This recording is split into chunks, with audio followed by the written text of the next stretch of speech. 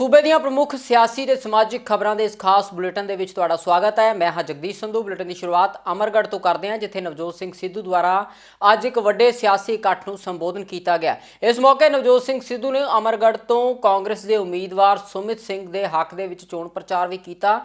ਨਵਜੋਤ ਸਿੰਘ ਸਿੱਧੂ ਨੇ ਇੱਕ ਵਾਰ ਫਿਰ ਤੋਂ ਪੰਜਾਬ ਮਾਡਲ ਦੀ ਗੱਲ ਕਰਦਿਆਂ ਨੌਜਵਾਨਾਂ ਨੂੰ ਰੁਜ਼ਗਾਰ ਦੇਣ ਦੀ ਗੱਲ ਕੀਤੀ ਹੈ। इस दे नाल ही नवजोत सिंह सिद्धू ने सरकार वालों फसलों के उपर MSP की गल भी आखी है तो महंगाई के मुताबिक मजदूरों की आमदन वधाउण की गल भी की है। ਜਿਹੜਾ ਦੇਖੋ ਚੇਨੀ ਖਿੱਚ ਲੈਂਦਾ, ਜਿਹੜਾ ਦੇਖੋ ਕੁਝ ਮੈਂ ਕਹਿੰਦਾ ਪੁਲਿਸ ਦਾ ਸਿਆਸੀਕਰਨ ਹੋਣ ਤੋਂ ਬਚਾਵਾਂਗੇ, ਇੰਸਟੀਟਿਊਸ਼ਨਸ ਦਾ ਸਿਆਸੀਕਰਨ ਹੋਣ ਤੋਂ ਬਚਾਵਾਂਗੇ ਔਰ ਇਹਨਾਂ ਦੀ ਇੰਡੀਪੈਂਡੈਂਸ ਦੇਵਾਂਗੇ। ਪੁਲਿਸ ਰਿਫਾਰਮਸ ਸਾਡੇ ਮੈਨੀਫੈਸਟੋ ਦਾ ਬੜਾ ਅਹਿਮ ਹਿੱਸਾ ਹੋਏਗਾ। ਸਿੰਗਲ ਵਿੰਡੋ ਸਿਸਟਮ ਕਾਰੋਬਾਰੀਆਂ ਲਈ, ਵਪਾਰੀਆਂ ਲਈ ਇੱਕ ਥਾਂ ਦੇ ਉੱਤੋਂ ਪਰਮਿਸ਼ਨ 170 ਸਰਵਿਸਿਜ਼ ਜਿਹੜੀਆਂ ਮੈਂ ਰਾਹੁਲ ਜੀ ਨਾਲ ਡਿਸਕਸ ਕੀਤੀਆਂ, ਸਰਕਾਰ ਤੁਹਾਡੇ ਦੁਆਰ 170 ਸਰਵਿਸਿਜ਼, ਚਾਹੇ birth certificate, death certificate, licence, ਠੀਕ ਹੈ, ਕੋਈ ਪਰਮਿਸ਼ਨ ਕਿਸੇ ਤਰ੍ਹਾਂ ਦੀ ਵੀ ਕੋਈ ਪਰਮਿਸ਼ਨ, ਹਾਂਜੀ, ਇਹ ਸਾਰੀਆਂ ਤੁਹਾਡੇ ਘਰੇ ਆਉਣਗੀਆਂ। ਇੰਟਰਫੇਸ ਇੱਕ ਮਿੰਟ ਯਾਰ, ਇੱਕ ਮਿੰਟ, ਤੁਸੀਂ ਇੱਕ ਸਵਾਲ ਪੁੱਛ ਲਿਆ, ਹੁਣ ਅਗਲੇ ਬੰਦੇ ਇਹ ਤੁਹਾਡਾ ਜਵਾਬ ਮੈਂ ਜਿਹੜਾ ਦੇਣਾ ਚਾਹੁੰਦਾ ਸੀਗਾ ਉਹ ਦੇ ਚੁੱਕਿਆ। ਅਗਲਾ ਸਵਾਲ ਮੈਂ ਤੁਹਾਡੇ ਕੋਲ ਫੇਰ ਆਵਾਂਗਾ ਭਾਜੀ। ਇਹ ਤੇ ਉਹਨਾਂ ਤੋਂ ਪੁੱਛਦੇ ਦੱਸ ਸਕਦਾ, ਮੈਂ ਤਾਂ ਨਹੀਂ ਦੱਸ ਸਕਦਾ ਬਈ ਯਾਰ ਮੇਰੀ ਪਾਰਟੀ ਦਾ ਉਹਨਾਂ ਨੇ ਮੇਰੇ ਤੋਂ ਪੁੱਛ ਕੇ ਤਾਂ ਦੂਜੀ ਤੇ ਨਹੀਂ ਲੜੀ। ਮੈਂ ਕਹਿੰਦਾ ਪਾਰਟੀ ਪ੍ਰਧਾਨ ਹੋਣ ਦੇ ਨਾਤੇ ਵੀ ਇੱਕ ਚੀਫ ਮਿਨਿਸਟਰ, ਦੇਖੋ ਯਾਰ ਮੇਰੀ ਇੱਕ ਗੱਲ ਨੂੰ ਸੁਣੋ, ਲੋਕ ਦੱਸ ਦੇਣਗੇ ਕੌਣ ਕਿੱਥੋਂ ਜਿੱਤ ਰਿਹਾ, ਕੌਣ ਕਿੱਥੋਂ ਹਾਰ ਰਿਹਾ। ਵੇਖੋ ਇਹ ਗੱਲਾਂ ਆਪਾਂ ਨਾ ਕਰੀਏ। ਜੇ ਚਰਨਜੀਤ ਚੰਨੀ ਨੂੰ ਪਾਰਟੀ ਹਾਈ ਕਮਾਂਡ ਨੇ ਕਿਸੇ ਦੂਸਰੀ ਥਾਂ ਤੋਂ ਵੀ ਲੜਾਉਣ ਦੀ ਇਜਾਜ਼ਤ ਦਿੱਤੀ ਹੈ ਤਾਂ ਕੁਝ ਸੋਚ ਕੇ ਦਿੱਤਾ ਹੁਣ।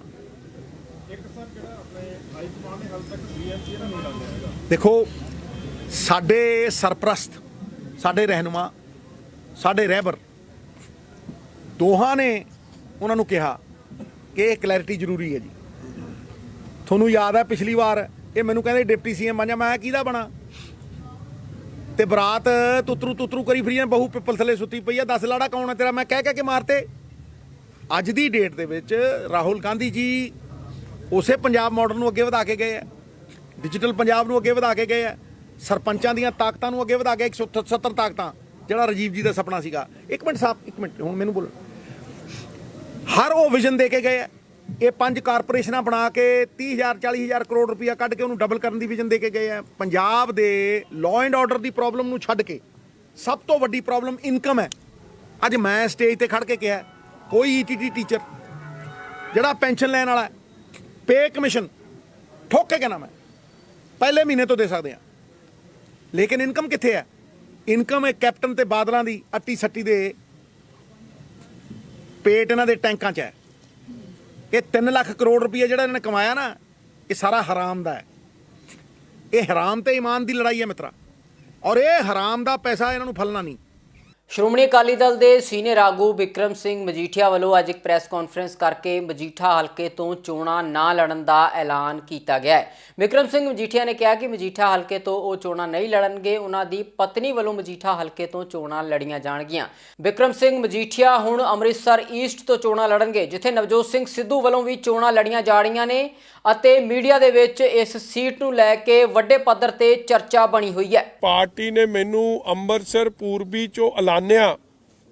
ਜਿੱਥੇ ਵੀ ਮੈਂ ਅੰਮ੍ਰਿਤਸਰ ਪੂਰਬੀ 'ਚ ਜਾਂਦਾ ਸੀ ਮੈਨੂੰ ਇੱਕ ਸਵਾਲ ਹੁੰਦਾ ਸੀ ਕਿ ਜਦ ਤੂੰ ਦੋਵੇਂ ਸੀਟਾਂ ਜਿੱਤ ਜਾਏਗਾ ਤੇ ਤੂੰ ਸੀਟ ਕਿਹੜੀ ਰੱਖੇਗਾ। ਔਰ ਕਿਤੇ ਨਾ ਕਿਤੇ ਮੇਰੇ ਮਨ ਤੇ ਉਹ ਗੱਲ ਅਸਰ ਕਰਦੀ ਸੀ ਕਿ ਯਾਰ ਜੇ ਅੱਜ ਹੀ ਝੂਠ ਬੋਲਾਂਗੇ, ਜੇ ਬੁਨਿਆਦ ਹੀ ਘਰ ਦੀ ਕਮਜ਼ੋਰ ਹੋਵੇ, ਨੀਆਂ ਹੀ ਕਮਜ਼ੋਰ ਹੋਣ, ਤੇ ਫਿਰ ਕਿਵੇਂ ਨਿਭ ਸਕਾਂਗੇ। ਔਰ ਜੋ ਵੱਡ ਵਡੇਰਿਆਂ ਨੇ, ਬਜ਼ੁਰਗਾਂ ਨੇ ਸਿਖਾਇਆ ਕਿ ਇਹ ਉਸ ਗੱਲ ਦੇ ਉਲਟ ਨਹੀਂ। ਇਸ ਲਈ ਮੈਂ ਇਹਨਾਂ ਸਾਰਿਆਂ ਨਾਲ ਪਿਛਲੇ ਕਈ ਦਿਨਾਂ 'ਚ ਮੀਟਿੰਗ ਕੀਤੀ ਆਪਦੇ ਸਾਥੀਆਂ ਨਾਲ, ਤੇ ਮੈਂ ਇਹਨਾਂ ਨੂੰ ਇਹ ਕਿਹਾ ਕਿ ਬੜਾ ਔਖਾ ਫੈਸਲਾ ਲੈਣਾ ਪੈ ਰਿਹਾ, ਚੁਣੌਤੀ ਵਾਲਾ ਫੈਸਲਾ ਲੈਣਾ ਪੈ ਰਿਹਾ ਕਿ ਆ ਨਿਆਣਾ ਭਰਾ ਚੰਗਾ ਕਿ ਆ ਭਰਾ ਚੰਗਾ। ਭਰਾ ਦੋਵੇਂ ਚੰਗੇ ਨੇ, ਮਗਰ ਕਿਉਂਕਿ ਟੈਕਨੀਕਲ ਇੱਕ ਗੱਲ ਬਣ ਜਾਂਦੀ ਹੈ ਕਿ ਜਦ ਤੁਸੀਂ MLA 2 ਹਲਕਿਆਂ 'ਚੋਂ ਬਣ ਜਾਓ ਤੇ ਤੁਹਾਨੂੰ ਇੱਕ ਹਲਕਾ ਟੈਕਨੀਕਲੀ ਛੱਡਣਾ ਪੈਂਦਾ। ਇਸ ਲਈ ਇਹ ਫੈਸਲਾ ਮਜੀਠੇ ਦੇ ਨਿਵਾਸੀਆਂ ਦਾ ਦਿਲ ਦੀਆਂ ਗਹਿਰਾਈਆਂ ਚੋਂ ਦੋਵੇਂ ਹੱਥ ਜੋੜ ਕੇ ਉਹਨਾਂ ਦੀ ਇਜਾਜ਼ਤ ਲੈਣ ਤੋਂ ਮਗਰੋਂ, ਉਹਨਾਂ ਦਾ ਆਸ਼ੀਰਵਾਦ ਲੈਣ ਤੋਂ ਮਗਰੋਂ, ਉਹਨਾਂ ਦੀ ਥਾਪੀ ਲੈਣ ਤੋਂ ਮਗਰੋਂ ਅੱਜ ਦਾਸ ਇਹ ਅਨਾਉਂਸਮੈਂਟ ਕਰ ਰਿਹਾ ਕਿ ਮਜੀਠੇ ਹਲਕੇ ਚੋਂ ਮੇਰੀ ਧਰਮ ਪਤਨੀ ਗਨੀਵ ਕੌਰ ਜੀ ਉੱਥੋਂ ਇਲੈਕਸ਼ਨ ਲੜਨਗੇ ਔਰ ਦਾਸ ਅੰਮ੍ਰਿਤਸਰ ਈਸਟ ਸ੍ਰੀ ਅੰਮ੍ਰਿਤਸਰ ਸਾਹਿਬ ਦੀ ਪੂਰਬੀ ਹਲਕੇ ਤੋਂ ਇਲੈਕਸ਼ਨ ਲੜੂਗਾ। ਉਧਰ ਭਗਵੰਤ ਮਾਨ ਵੱਲੋਂ ਵੀ ਲਗਾਤਾਰ ਚੋਣ ਪ੍ਰਚਾਰ ਕੀਤਾ ਜਾ ਰਿਹਾ ਹੈ। ਭਗਵੰਤ ਮਾਨ ਵੱਲੋਂ ਅੱਜ ਧੂਰੀ ਹਲਕੇ ਦੇ ਵਿੱਚ ਚੋਣ ਪ੍ਰਚਾਰ ਕੀਤਾ ਗਿਆ। ਭਗਵੰਤ ਮਾਨ ਨੇ ਇਸ ਮੌਕੇ ਵਿਰੋਧੀ ਸਿਆਸੀ ਪਾਰਟੀਆਂ ਤੇ ਤਿੱਖਾ ਸਿਆਸੀ ਹਮਲਾ ਕਰਦਿਆਂ ਕਿਹਾ ਕਿ ਲੰਮੇ ਸਮੇਂ ਤੱਕ ਸਿਆਸੀ ਪਾਰਟੀਆਂ ਵੱਲੋਂ ਪੰਜਾਬ ਦੀ ਲੁੱਟ ਕੀਤੀ ਗਈ ਹੈ। ਭਗਵੰਤ ਮਾਨ ਨੇ ਇਲਜ਼ਾਮ ਲਗਾਇਆ ਕਿ ਸਿਆਸੀ ਪਾਰਟੀਆਂ ਵੱਲੋਂ ਬੇਰੁਜ਼ਗਾਰੀ ਦਾ ਮਸਲਾ ਹੱਲ ਨਹੀਂ ਕੀਤਾ ਗਿਆ ਅਤੇ ਆਮ ਆਦਮੀ ਪਾਰਟੀ ਦੀ ਸਰਕਾਰ ਬਣਨ ਤੇ ਪੰਜਾਬ ਦੇ ਵਿੱਚ ਮਾਫੀਏ ਦਾ ਸਫਾਇਆ ਕੀਤਾ ਜਾਵੇਗਾ। जिन्ने मर्जी जन्म ले ली तू कर जाता था हरेक रैली च भारी गिनती च मावां भैणां आउंदियां ने जो कबीलदारी के काम छड्ड के आउंदियां ना ये कोई उम्मीद लैके आउंदियां ने क्योंकि इन्हां नूं पता चुल्हा चलदा किवें है, इन्हां नूं पता है कि हत्थां दी रोटी पक्कूगा ना, अखां चों अथरू मुक गए, नशे ने मारते, बेरोजगारी नहीं मारते, खेती जो घाटा पै गया, चलो कर्जा चढ़ गया, खुदकुशियां, घरां दे घर बर्बाद करके रखते इन्होंने। 26 साल 25 साल कांग्रेस ने कीते, 19.5 बाद के परिवार के बनते हैं। बाकी चलो राष्ट्रपति राज भी लगे रहा जो उनका पंजाब बने हरियाणा को लागू 44.5 साल खून पी गए साडा। घरां दे चुल्हियां दी अग बुझ गई, सिवियां दी अग दी लाटां तां उच्ची हो गई। कमाल है यार, साडे धीआं पुत्त डिग्रियां लेके घरे मुड़े नौकरी मंगण जांदे ने, डांगा पै गई, लाठी चार्ज हो गया जी, चुन्नियां लैंदियां, पग्गां ढैंदियां बैठे बेरोजगार। मैनूं उन्होंने मंग पत्र दिता बेरोजगार अध्यापक, आह लफ्ज मैं इकट्ठे किवें देख रहा। जब बेरोजगार जो अध्यापक हो, जो अध्यापक है तो उन्हें पढ़ाना चाहिए, क्लासरूम होना चाहिए। सो इन्होंने जो किया उसका हिसाब करने का टाइम आ गया। 20 तरीक नूं एक बटन दब के अपने जवाकों की किस्मत बदली जा सकती है। पंजियां ते तंकड़ियां वाले बटना चो निकलो, झाड़ू वाले बटन से आ जाओ। उधर बीजेपी पंजाब के आगुआं वालों भी अज एक प्रैस कॉन्फ्रेंस की गई है। प्रैस कॉन्फ्रेंस करके केंद्र सरकार वालों पेश किए गए बजट की बीजेपी आगुआं ने तारीफ की है। इस बजट नूं बीजेपी वालों किसान हितैषी अते नौजवानों के हितैषी बजट आख्या गया है। बीजेपी आगुआं का कहना है कि इस दे नाल सरकारी मुलाजमां नूं भी लाभ मिलेगा। और सब तो बड़ा जिहड़ा काम जिहड़ा है इंफ्रास्ट्रक्चर दे विच इन्वेस्टमेंट नूं किस तरह उन्होंने विधान बारे गल की है। मैनू लगता है कि चाहे वो सड़कों के बारे है, चाहे पोर्ट्स के बारे है, चाहे बंदरगाह के बारे है, चाहे वो MSP जिहड़ी हैगी है सीधा किसानां दे खाते दे विच ले जाण बारे है, चाहे वो सब्जियां फलों की जानकारी बारे है, उन्होंने कोई भी विषय इंज नहीं छड्डिया। और सब तो वड्डी एक्सपैक्टेशन बजट तो होंदी है कि भी ये किस तरह इकोनॉमी नूं फ्यूल करेगा, एक किस तरह चार्ज करेगा। और उहदे विच उन्होंने जिहड़ी डिफेंस दे उत्ते जिन्ना खर्चा डिफेंस के उत्ते सरकार कर रही है ते उन्होंने एक उत्ते लिमिट लगाई कि 68% डिफेंस का जिहड़ा बजट है वो हिंदुस्तानी कंपनियां दे राही ही वो चीज नूं खरीदिया जाएगा, जिहदे नाल मेक इन इंडिया जिहदे बारे जो साडी सरकार पिछले 3-4 वरियां तो खास तौर के उत्ते काम कर रही है ते मेक इन इंडिया नूं बढ़ावा देण लई और लगभग 60 लाख उस माध्यम दे नाल जिहड़ियां नौकरियां क्रिएट होणगियां, रोजगार क्रिएट होणगे, ये उस बजट का एक बहुत बड़ा हिस्सा है। ਬੀਜੇਪੀ ਦੇ ਸੀਨੀਅਰ ਆਗੂ ਤਰੁਣ ਚੁੱਗ ਵੱਲੋਂ ਵੀ ਕੇਂਦਰ ਸਰਕਾਰ ਵੱਲੋਂ ਪਾਸ ਕੀਤੇ ਗਏ ਬਜਟ ਦੀ ਤਾਰੀਫ ਕੀਤੀ ਗਈ ਹੈ। ਤਰੁਣ ਚੁੱਗ ਨੇ ਕਿਹਾ ਕਿ ਸਾਰੇ ਵਰਗਾਂ ਦਾ ਖਿਆਲ ਰੱਖ ਕੇ ਇਸ ਬਜਟ ਨੂੰ ਬਣਾਇਆ ਗਿਆ ਅਤੇ ਇਹ ਬਜਟ ਦੇਸ਼ ਨੂੰ ਤਰੱਕੀ ਦੇ ਰਾਹ ਤੇ ਅੱਗੇ ਵੱਲ ਤੋਰੇਗਾ। ਉਹਨਾਂ ਕਿਹਾ ਹੈ ਕਿ ਇਸ ਬਜਟ ਦੇ ਨਾਲ ਆਧੁਨਿਕ ਭਾਰਤ ਦੀ ਨੀਂਹ ਰੱਖੀ ਗਈ ਹੈ। ਦੇਸ਼ ਦੇ ਆਮ ਨਾਗਰਿਕਾਂ ਦੇ ਲਈ ਇਸ ਬਜਟ ਦੇ ਰਾਹੀਂ ਵੱਡੇ ਕਦਮ ਚੁੱਕੇ ਗਏ ਨੇ। ਦੇਸ਼ ਦੇ ਅਗਲੇ 25 ਸਾਲ ਦੀ ਯੋਜਨਾ ਨੂੰ ਆਧਾਰ ਬਣਾਉਣ ਵਾਸਤੇ, ਕਿਉਂਕਿ ਇਹ 75ਵੀਂ ਵਰਸ਼ਗੰਢ ਹੈ। 100 ਸਾਲ ਦੇਸ਼ ਦੀ ਆਜ਼ਾਦੀ ਜਦੋਂ ਹੋਣ ਤੇ ਅਸੀਂ ਕੜੀਆਂ ਸਮੱਸਿਆਵਾਂ ਨੂੰ ਬਿਲਕੁਲ ਖਤਮ ਕਰਨਾ ਚਾਹੁੰਦੇ ਹਾਂ। ਕਿਸ ਤਰ੍ਹਾਂ ਦੇਸ਼ ਦਾ ਇੱਕ ਸਰਬਪੱਖੀ ਵਿਕਾਸ ਕੀਤਾ ਜਾਏ। ਇਸ ਵਿੱਚ ਇਹ ਟਾਈਮ ਪਾਸ ਬਜਟ ਨਹੀਂ ਹੈ ਕਿ ਇੱਕ ਸਾਲ ਕੱਢਤਾ ਜਾਏ। ਹਰ ਸੈਕਟਰ ਨੂੰ ਲੰਬੀ ਛਲਾਂਗ ਮਾਰਨ ਵਾਸਤੇ ਤਿਆਰ ਕੀਤਾ ਗਿਆ ਹੈ। ਫਾਰਮਿੰਗ ਸੈਕਟਰ ਵਾਸਤੇ ਨਵੇਂ ਅਫਸਰ ਆਉਣ, ਉੱਥੇ ਦੇਸ਼ ਦੇ ਬਾਕੀ ਸੈਕਟਰਸ ਉਹ ਵੀ ਅੱਗੇ ਵਧਣ। 7 ਇੰਜਨ ਖੜੇ ਕੀਤੇ ਗਏ ਨੇ ਇਸ ਬਜਟ ਦੇ ਅੰਦਰ। ਪਹਿਲਾ ਰੋਡ, ਦੂਜਾ ਰੇਲਵੇ, ਤੀਜਾ 에ਅਰਪੋਰਟਸ, ਫਿਰ ports, mass transportation, waterways and logistic infrastructure. ਇੱਕ ਨੈਸ਼ਨਲ ਲੈਵਲ ਦਾ ਮਾਸਟਰ ਪਲਾਨ ਕਿ ਇੰਡੀਆ ਨੂੰ ਵਰਲਡ ਕਲਾਸ ਮਾਡਰਨ ਇੰਫਰਾਸਟ੍ਰਕਚਰ ਕਿਸ ਤਰ੍ਹਾਂ ਇੰਡੀਆ ਨੇ ਖੜਾ ਕਰਨਾ ਹੈ, ਦੇਸ਼ ਨੇ ਕਿਸ ਤਰ੍ਹਾਂ ਅੱਗੇ ਵਧਣਾ ਹੈ। ਇਹ 7 ਇੰਜਨਾਂ ਦੇ ਉੱਤੇ ਦੇਸ਼ ਦੀ ਗਤੀ ਨੂੰ ਰੱਖਿਆ ਗਿਆ ਹੈ। ਔਰ ਇਹ 7 ਇੰਜਨ ਅੱਜ ਤੱਕ ਕਿਸੇ ਬਜਟ 'ਚ ਵੀ ਇਕੱਠੇ ਇਹਨਾਂ ਦੇ ਉੱਤੇ ਜ਼ੋਰ ਦਿੱਤਾ ਗਿਆ ਹੋਵੇ ਔਰ ਲੰਬੀ 25 ਸਾਲ ਦੀ ਪਲੈਨਿੰਗ ਕੀਤੀ ਗਈ ਹੋਵੇ, ਉਹ ਅੱਜ ਤੱਕ ਨਹੀਂ ਹੋਇਆ। ਮੈਂ ਧੰਨਵਾਦ ਕਰਨਾ ਪ੍ਰਧਾਨ ਮੰਤਰੀ ਸ਼੍ਰੀ ਨਰਿੰਦਰ ਮੋਦੀ ਜੀ ਦਾ। ਦੇਸ਼ ਦੇ ਅੰਦਰ ਰੋਡਸ 25,000 ਕਿਲੋਮੀਟਰ ਮਾਸਟਰ ਪਲਾਨ ਜਿਹੜਾ ਐਕਸਪ੍ਰੈਸ ਹਾਈਵੇ ਦਾ ਉਹਨਾਂ ਨੇ ਰੱਖਿਆ ਸਾਹਮਣੇ।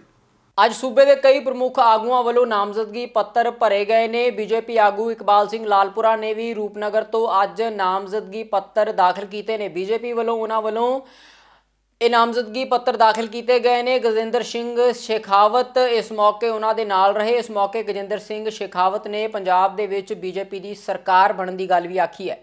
ਮੇਰੇ ਤਾਂ ਭਰਾਵਾਂ ਨੂੰ ਮੈਂ ਬੇਨਤੀ ਕਰਦਾ ਕਿ ਆਓ ਸਮਾਂ ਇੱਕ ਨਵੇਂ ਸੂਰਜ ਨੂੰ ਜਗਾਈਏ, ਇੱਕ ਨਵੀਂ ਆਸ਼ਾ ਦੀ ਕਿਰਨ ਲੈ ਕੇ ਆਈਏ। ਮੈਂ ਮਾਈਨੋਰਿਟੀ ਕਮਿਸ਼ਨ ਦਾ ਚੇਅਰਮੈਨ ਸੀ। ਆ ਮੇਰੇ ਕੋਲ ਕੇਸ ਮੈਂ ਮੰਗਿਆ ਇਹਨਾਂ ਤੋਂ ਕਿ ਅਨੰਦਪੁਰ ਸਾਹਿਬ ਜਿਹੜਾ ਬੇਅਦਬੀ ਹੋਈ ਹੈ ਇਹਦਾ ਤੁਸੀਂ ਜਵਾਬ ਦਿਓ। ਚੀਫ ਸੈਕਟਰੀ ਨੇ ਰਿਪੋਰਟ ਕਾਲ ਕੀਤੀ, ਮੇਰੇ ਕੋਲ ਰਿਪੋਰਟ ਆ ਗਈ ਜੀ, ਸਾਨੂੰ ਪਤਾ ਹੀ ਨਹੀਂ ਲੱਗਾ ਉਹਨੇ ਕਿਉਂ ਆ ਲਾਈ ਹੈ। ਆਈ ਸੈਂਟ ਇਟ ਬੈਕ ਕਿ ਤੁਸੀਂ ਯਾਰ ਇਹਦਾ ਮੋਟਿਵ ਤੋਂ ਬਿਨਾਂ ਕ੍ਰਾਈਮ ਨਹੀਂ ਹੁੰਦਾ। ਤੁਸੀਂ ਕਹਿੰਦੇ 2019 ਦੇ ਵਿੱਚ ਵੀ ਕ੍ਰਾਈਮ ਹੋਇਆ। Send me a detailed report. Why are you making fool of the people. So ਅਸੀਂ ਐਡਮਿਨਿਸਟ੍ਰੇਸ਼ਨ ਕੀਤੀ ਹੈ, ਜਾਣਦੇ ਹਾਂ ਇਮਾਨਦਾਰੀ ਨਾਲ ਐਡਮਿਨਿਸਟ੍ਰੇਸ਼ਨ ਕੀਤੀ ਹੈ। ਸਰਕਾਰ ਦੇ ਅੱਗੇ ਖੜੇ ਹੋ ਕੇ ਐਡਮਿਨਿਸਟ੍ਰੇਸ਼ਨ ਕੀਤੀ ਹੈ। ਇਨਸਾਫ ਦਿੱਤਾ, ਇਨਸਾਫ ਇਨਸ਼ੋਰ ਕਰਾਂਗੇ, ਐਜੂਕੇਸ਼ਨ ਇਨਸ਼ੋਰ ਕਰਾਂਗੇ, ਡਿਵੈਲਪਮੈਂਟ ਇਨਸ਼ੋਰ ਕਰਾਂਗੇ ਤੇ ਲੋਕਾਂ ਦਾ ਮੁਕਾਬਲਾ ਕਿਸੇ ਨਾਲ ਨਹੀਂ ਹੁੰਦਾ। ਇਹ ਲੋਕ ਇੱਕ ਹੜ ਬਣ ਕੇ ਸਾਡੇ ਨਾਲ ਹੈ। ਮੈਂ ਇੱਥੋਂ ਦਾ ਹੀ ਖੂਨ ਹੈਗਾ, ਇੱਥੇ ਦਾ ਹੀ ਰਿਸ਼ਤੇਦਾਰ ਹੈ, ਇੱਥੋਂ ਦਾ ਹੀ ਰਹਿਣ ਵਾਲਾ ਆ। ਮੈਨੂੰ ਮੇਰੇ ਬਜ਼ੁਰਗਾਂ ਨੂੰ ਵੀ ਲੋਕ ਜਾਣਦੇ ਆ, ਮੇਰੇ ਭੈਣਾਂ ਭਰਾਵਾਂ ਸਭ ਨੂੰ ਲੋਕ ਜਾਣਦੇ ਆ। ਅਸੀਂ ਇੱਕ ਹੈਗੇ ਆ। ਆਪਣੇ ਇਸ ਇਲਾਕੇ ਦੇ ਵਿਕਾਸ ਲਈ ਇੱਕੋ ਹੀ ਜਿਹੜਾ है मैं अपने आप ਨੂੰ ਅੱਗੇ पेश ਕੀਤਾ।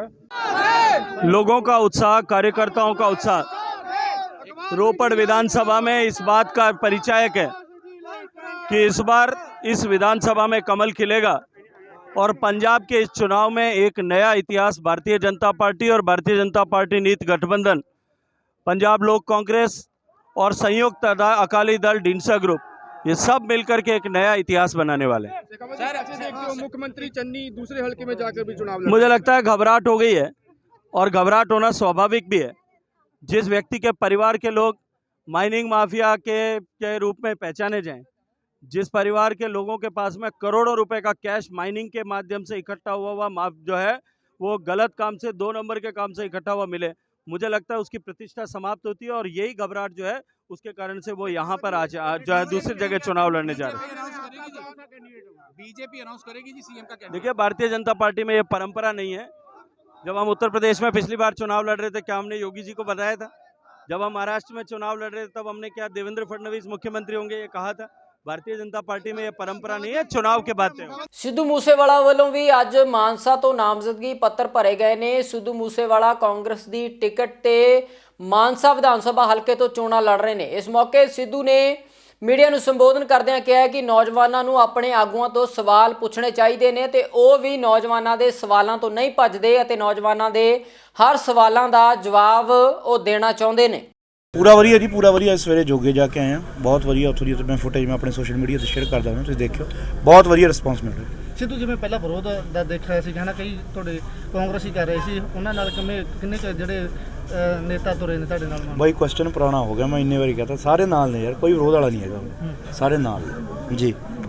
ਕਿਹੜਾ ਏਮ ਲੈ ਕੇ ਚੱਲਿਓ ਮਾਨਸਾ ਵਾਸਤੇ? ਸਿੱਖਿਆ ਐਂਡ ਸਿਹਤ, ਦੋ ਹੀ ਏਮ ਨੇ ਮੇਰੇ, ਦੋ ਹੀ ਮੇਰੇ ਟੀਚੇ ਨੇ। ਮੈਂ ਇੱਕ ਸਿੱਖਿਆ ਦਾ ਕੁਛ ਨਾ ਕੁਛ ਕਰਨਾ ਤੇ ਸਿਹਤ ਸੇਵਾਵਾਂ ਲਈ ਇੱਥੇ ਕੋਈ ਹਸਪੀਟਲ ਜਾਂ ਕੁਛ ਨਾ ਕੁਛ ਅਰੇਂਜ ਕਰਵਾਉਣ ਦੀ ਕੋਸ਼ਿਸ਼ ਕਰਨੀ ਜੀ। ਹੋਰ ਲੋਕਾਂ 'ਚ ਬੜਾ ਭਰਮ ਹੈਗਾ, ਕਹਿੰਦੇ ਸਿੱਧੂ ਮੂਸੇਵਾਲਾ ਜਿੱਤ ਦਾ ਅਗਰ ਇੱਥੋਂ ਤਾਂ ਬਾਹਰ ਚਲਾ ਜਾਊਗਾ। ਉਹ ਵੀਰੇ ਮੈਂ ਹਜੇ ਐਮਐਲਏ ਤਾਂ ਮੈਂ ਜਿੱਤਣਾ, ਮੈਂ ਸਰਪੰਚ ਵੀ ਹਾਂ ਪਹਿਲਾਂ ਪਿੰਡ ਦੇ। ਅਸੀਂ ਜੇ ਅਸੀਂ ਪਹਿਲਾਂ ਜਾਵਾਂਗੇ ਤਾਂ ਪਹਿਲਾਂ ਪਿੰਡ ਦੇ ਲੋਕ ਕਹਿਣਗੇ ਵੀ ਕਿਉਂ ਨਹੀਂ ਗਏ। ਸੋ ਇੱਕ ਅਹੁਦੇ ਤੋਂ ਪਹਿਲਾਂ ਮੇਰੇ ਕੋਲ ਅਹੁਦਾ ਹੈ। ਸੋ ਮੇਰਾ ਘਰ ਆ ਯਾਰ, ਇੱਥੇ ਮੇਰਾ ਫਸਟ ਹੋਮ ਇੱਥੇ ਹੈ ਤੇ ਮੈਂ ਇੱਥੇ ਹੀ ਰਹਿ ਰਿਹਾਗਾ। ਮੈਂ ਤਾਂ ਕਿਤੇ ਜੇ ਮੇਰੇ ਰੈਜ਼ੀਡੈਂਸ ਹੈ, ਮੈਂ ਹੋਰ ਕਿੱਥੇ ਰਹਿਣਾ, ਇੱਥੇ ਰਹਿਣਾ, ਮੈਂ ਕਿਤੇ ਨਹੀਂ ਜਾਣਾ। ਉਹ ਅਫਵਾਹਾਂ ਨੇ ਜਿਹੜੇ ਕਹਿੰਦੇ ਭਾਈ ਮਾੜੀ ਗੱਲ ਹੈ, ਮੈਂ ਉਰੀ ਰਹਿਣਾ, ਕਿਤੇ ਨਹੀਂ ਜਾਣਾ।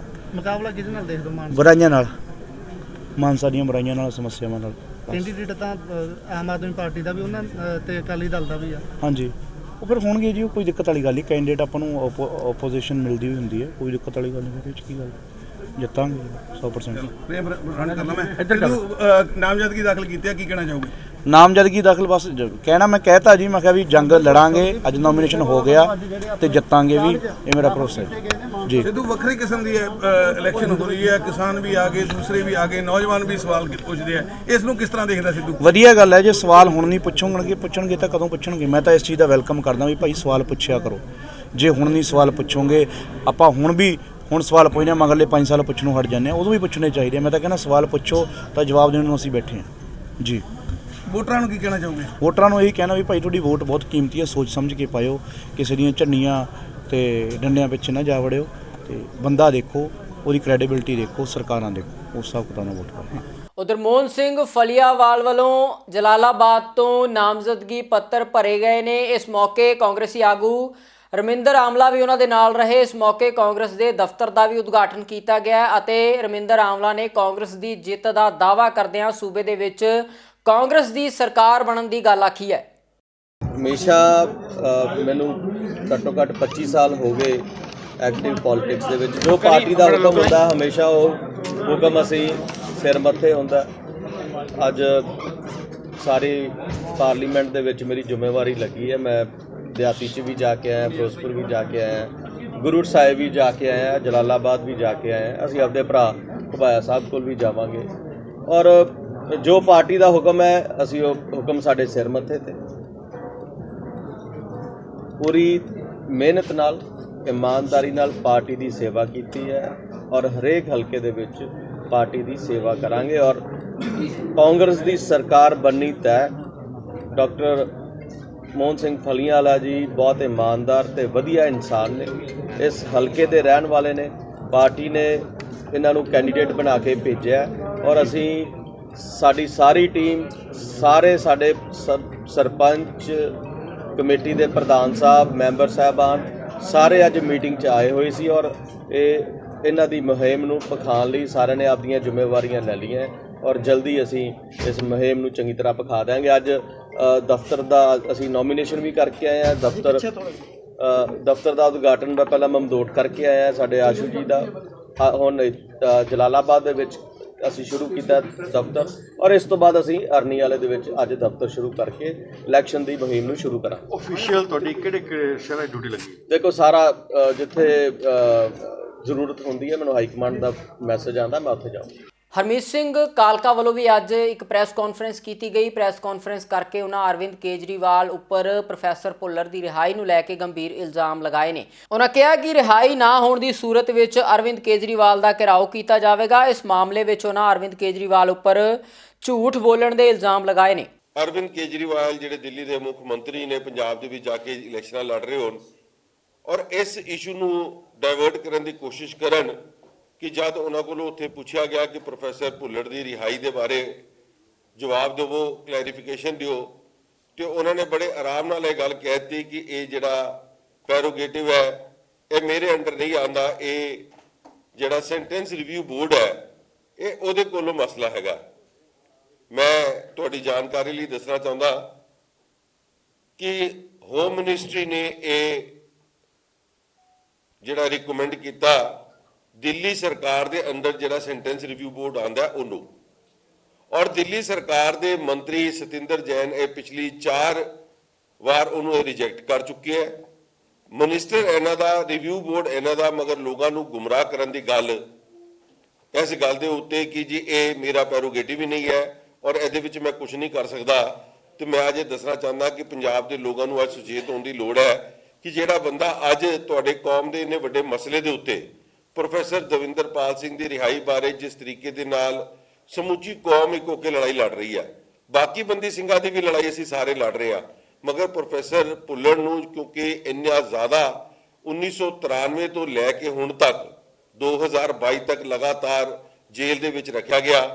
ਪਹਿਲੇ ਉਹਨਾਂ ਨੂੰ ਡੈਥ ਸੈਂਟੈਂਸ ਜਿਹੜੀ 2001 ਦੇ ਵਿੱਚ ਹੋਈ ਔਰ ਉਹ ਵੀ ਜਿਹੜਾ ਸਪਲਿਟ ਡਿਸੀਜਨ ਸੀ ਸੁਪਰੀਮ ਕੋਰਟ ਦਾ, ਉਹਨੂੰ ਰਿਵਿਊ ਕਰਦੇ ਹੋਏ ਉਹ ਉਹਨੂੰ ਲਾਈਫ ਇੰਪ੍ਰਿਜ਼ਨਮੈਂਟ ਵਿੱਚ ਤਬਦੀਲ ਕੀਤਾ ਗਿਆ ਔਰ ਲਗਾਤਾਰ ਇਸ ਨਾਲ ਵੱਡਾ ਉਹਨਾਂ ਨੂੰ ਟਾਰਚਰ, ਮੈਂਟਲੀ ਹੈਰੈਸਮੈਂਟ ਕਰ ਕਰਕੇ ਜਿਹੜਾ ਮੈਡੀਕਲੀ ਬਿਲਕੁਲ ਅਨਫਿਟ ਹੋ ਗਏ, ਜਿਹੜਾ ਇਲਾਜ ਵੀ ਉਹ ਕਈ ਵਾਰ ਆਖਿਆ ਤੇ ਹਸਪਤਾਲਾਂ 'ਚ ਕਰਾਏ ਨੇ ਦਿੱਲੀ ਦੇ ਵਿੱਚ, ਮਗਰ ਲਗਾਤਾਰ ਇੰਨੀਆਂ ਅਪੀਲਾਂ ਤੋਂ ਬਾਅਦ ਵੀ ਕੋਈ ਸੁਣਵਾਈ ਨਹੀਂ ਹੋਈ। ਸੂਬੇ ਦੀਆਂ ਪ੍ਰਮੁੱਖ ਸਿਆਸੀ ਤੇ ਸਮਾਜਿਕ ਖਬਰਾਂ ਦੇ ਇਸ ਖਾਸ ਬੁਲੇਟਿਨ ਦੇ ਵਿੱਚ ਫਿਲਹਾਲ ਇੰਨਾ ਹੀ। ਹੁਣ ਮੈਨੂੰ ਦਿਓ ਇਜਾਜ਼ਤ। ਧੰਨਵਾਦ।